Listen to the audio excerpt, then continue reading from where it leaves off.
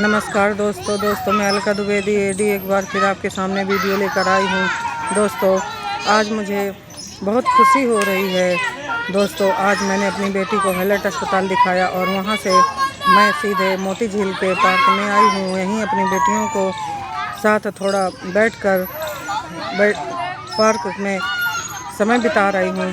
दोस्तों मेरी बेटियाँ थोड़ी देर यहाँ घूमेंगी, टहलेंगी, उसके बाद हम लोग अपने घर को जाएंगे।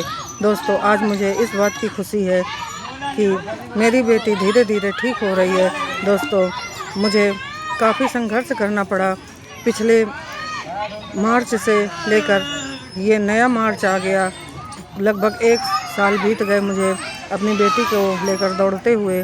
दोस्तों पिछले मार्च से लेकर अप्रैल तक तो केवल मेरी बेटी की जांचें हुई थीं और डॉक्टरों ने आपस में डिस्कस किया था कि किस तरह इसका इलाज करना है। दोस्तों अप्रैल के लास्ट से इलाज शुरू हुआ था और मार्च का महीना चल रहा है। आज भी मैंने दिखाया है। अभी आगे 2 महीने और इलाज होगा। 1 महीने का कोर्स डॉक्टर ने बढ़ा दिया है। पहले 6 महीने का बताया था, अब 1 महीने का बढ़ाकर 7 महीने का कर दिया है इधर। दोस्तों अब मेरी बेटी काफ़ी हद तक ठीक है। दोस्तों आज डॉक्टर्स का कहना था कि लगभग 70% बेटी को आराम हो चुका है। दोस्तों आज मुझे बहुत खुशी महसूस हो रही है कि मैं अपनी मेहनत पर कामयाब हो गई। दोस्तों 70% ठीक होना बहुत मायने रखता है। दोस्तों किसी ने मेरा साथ नहीं दिया। इस संघर्ष के क्षण में मैं बहुत अकेली थी। अगर कुछ लोगों ने साथ नहीं दिया तो नहीं दिया, कुछ लोगों ने मेरा इस काम में विरोध भी किया। दोस्तों दुनिया साथ ना दे तो ना दे, लेकिन जब कोई अपना साथ नहीं देता तो बहुत कष्ट होता है। दोस्तों मैं किसी और को क्या कहूँ, स्वयं मेरी माँ ने भी मुझे मना किया था कि बेटी का इलाज मत कराओ। उनके जो शब्द थे वो मुझे हमेशा याद रहते हैं, मैं भूलती नहीं हूँ। लेकिन अब वो माँ हैं तो माँ हैं।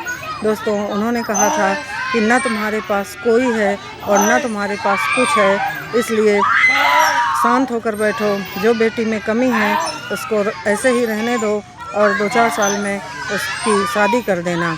दोस्तों मैं अपनी बेटी के जीवन के साथ कैसे खिलवाड़ कर सकती थी? मैं भी तो माँ हूँ, वो माँ थी, इसलिए उन्होंने मुझे मेरे संघर्ष को देखते हुए मना किया कि बेटी का इलाज ना कराओ, क्योंकि तुम्हारे पास कुछ नहीं है और साथ देने के लिए भी कोई नहीं है।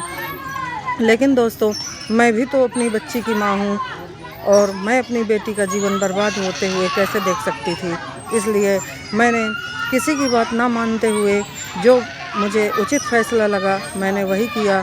और दोस्तों पहले डफरिन में इलाज करवाया, 4 महीने का वहाँ का कोर्स चला और उसके बाद अब हैलट का कोर्स चल रहा है और मई के महीने से कोर्स पूरा हो जाएगा और उसके बाद वो सारी जांचें होंगी जो पिछली बार हुई थी और फिर आगे जांचें देखकर डॉक्टर डिसाइड करेंगे कि अब आगे किस तरह का इलाज चलेगा कि नहीं चलेगा।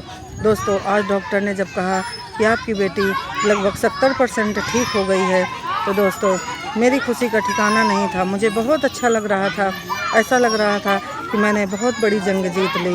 दोस्तों इस संघर्ष के दिनों में मुझे काफ़ी परेशानियों का सामना करना पड़ा, क्योंकि मेरी माँ की बात सही थी कि ना मेरे पास कुछ था और ना मेरे पास कोई था। लेकिन दोस्तों मैंने संघर्ष किया और उन लोगों का मैं बहुत बहुत धन्यवाद देना चाहूँगी जिन लोगों ने मेरी बेटी के इलाज में सहयोग किया। दोस्तों और उन लोगों से मैं बस इतना ही कहना चाहूँगी कि जिन्होंने मेरा मजाक बनाया उनको भगवान सद्बुद्धि दें। दोस्तों किसी का भी जीवन बिना किसी की मदद के संभव नहीं है। हम सभी को कभी न कभी किसी न किसी रूप में मदद की ज़रूरत पड़ती है। लेकिन दोस्तों जब कोई मदद करने वाला नहीं होता तो जीवन तो कटता है लेकिन थोड़ा कष्ट होता है।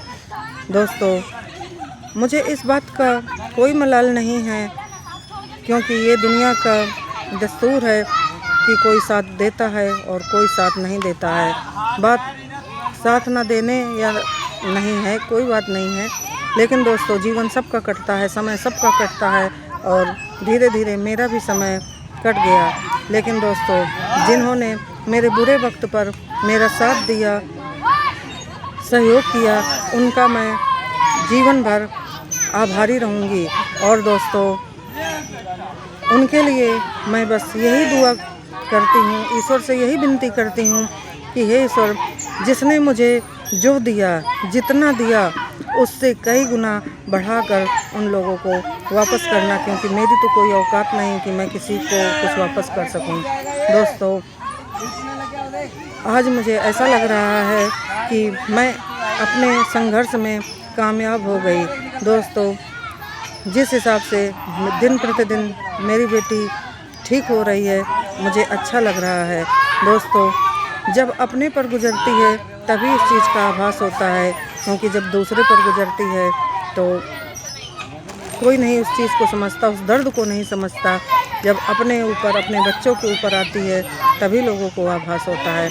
दोस्तों मैं बस इतना ही आप सभी से कहना चाहूँगी कि दोस्तों कभी भी, कहीं भी कोई व्यक्ति अगर अकेले लड़ रहा है, संघर्ष कर रहा है, तो दोस्तों जहाँ तक हो सके तो आप उन लोगों का सहयोग कीजिए। दोस्तों सारथी बनिए किसी का, ना कि स्वार्थी बनिए। दोस्तों जिस समय हम किसी का सहयोग करते हैं तो दोस्तों उसके दिल से निकली हुई दुआ हम लोगों के बहुत काम में आती है। दोस्तों पता नहीं कब किसका कौन सा समय कहाँ क्या दिखा दे, कोई नहीं जानता। बहुत सारे लोग ऐसे होते हैं कि अपने बच्चों को तो बहुत प्रेम करते हैं, लेकिन दूसरों के बच्चों को बच्चा नहीं समझते। दोस्तों बच्चे भगवान का स्वरूप होते हैं और सभी बच्चे बच्चे होते हैं, वो अपने हैं या पराए। अगर आप सिर्फ अपने बच्चों को ही देखते रहोगे तो दोस्तों आपके बच्चे भी बाहर निकलेंगे, समाज में रहेंगे, इस शहर से दूसरे शहर को जाएंगे। दोस्तों अगर आप किसी की मदद नहीं करोगे तो आपकी भी कोई मदद नहीं करेगा। दोस्तों यहाँ हम जो बोते हैं वही पलट कर मिलता है, तो इसलिए नेकी करिए, सभी लोग अच्छा करिए।